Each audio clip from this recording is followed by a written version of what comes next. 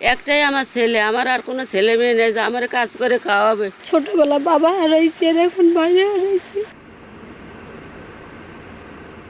একমাত্র ছেলে ইয়াসিন শেখকে হারিয়ে শোকে স্তব্ধ, দারিদ্রতার সঙ্গে আজীবন যুদ্ধ করা বিধবা মঞ্জিলা বেগম। শুকিয়ে গেছে চোখের পানিও। একই অবস্থা নিহত ইয়াসিনের 3 বোনেরও।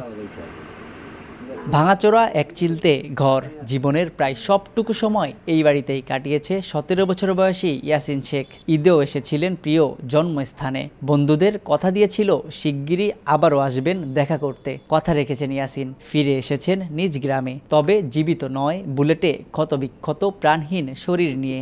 একটাই আমার ছেলে, আমার আর কোনো ছেলে মেয়ে নেই যে আমার কাজ করে খাওয়াবে। আমার ছেলে আমার সংসার চালায়, ওই ছেলেতে আমার আর কেউ নাই। আমি আর কি করে চলবো, আমার কেনা খাওয়াবে। বয়স মাত্র 17 বছর। 3 বোনের সবার ছোট ছিল আমার ভাই। ছোটবেলা বাবা হারাইছি আর এখন বাইরে হারাইছি।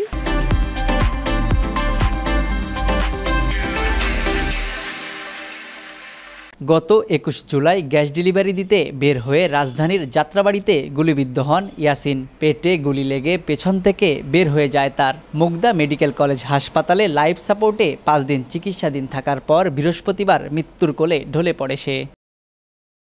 শুক্রবার রাতে মরদেহ আনা হয় গ্রামের বাড়ি খুলনার রূপসা উপজেলার রহিমনগর এলাকায়। সেখানে জানাজার নামাজ শেষে স্থানীয় কবরস্থানে দাফন করা হয় তাকে।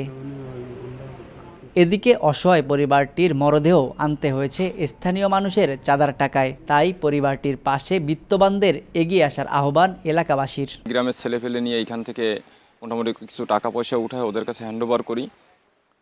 পরে বৃহস্পতিবার দিন বেলা 11টার সময় খবর পাই যে ইয়াসিন মারা গেছে। সরকার যদি এর মার কিছু আর্থিক অবস্থা দেখে যদি কিছু সাহায্য করে, এর মা যাতে একটু ভালোভাবে থাকতে পারে। রোববার বাদ জোহর ইয়াসিনের কয়েকজন বন্ধু তার কবর জিয়ারত করেন। শোকাতুর কণ্ঠে স্মৃতিচারণ করেন তারা। আমাদের প্রায় 7-8 বছরের বন্ধু।